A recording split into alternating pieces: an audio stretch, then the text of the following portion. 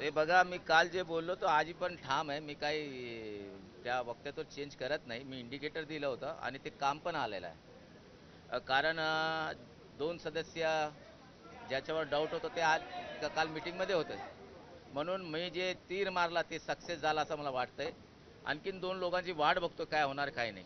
मात्र तुम्ही काल जे वक्तव्य केलं त्याला तुमच्याच पक्षाच्या प्रदेशाध्यक्षांनी खरं तर विरोध केलाय. त्यांचं म्हणणं आहे की आम्ही असं बोलू बघा, शकत नाही. त्यांचा बोलणं आणि माझं बोलणं वेगळं होतं. मी नाव दिलेलं नाही, मी इंडिकेटर दिलं आणि त्याचा फायदा झाला ना.